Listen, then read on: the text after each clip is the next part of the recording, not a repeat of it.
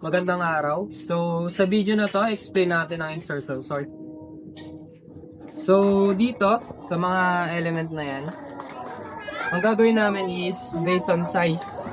So, ang una mong gagawin is kukunin mo yung key. Then, i-compare mo siya sa next element, sa right.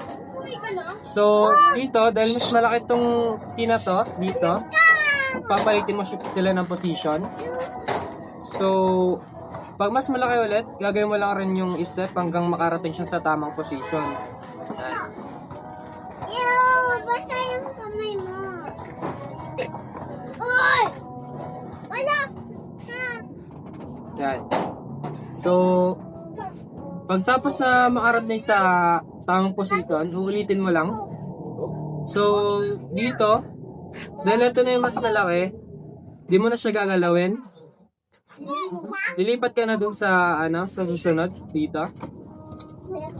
Pagpapalitin mo lang sila ng position kasi mas malaki tong na isa. Yan. So, okay na. Pati ito okay na rin.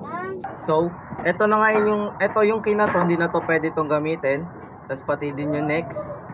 So, ito na yung gagamitin natin sunod na key. So, lilipat lang natin. So, ang next natin gagamitin yung element ay ito.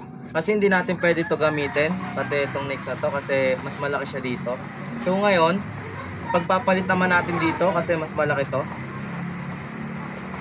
So, ang next ay hindi natin dito ipagpalit kasi mas maliit to. Pati din dito. Ayun lang. Dahil sa paggamit namin po ng insert sorting, na-determine po namin yung position po ng smallest bottle tsaka biggest bottle po. At dahil po doon, nagawa po namin i-line up po lahat po ng bottle sa tama po nilang posisyon. At dahil po dyan, thank you po sa panonood at pakikinig dito sa video na ito. Thank you.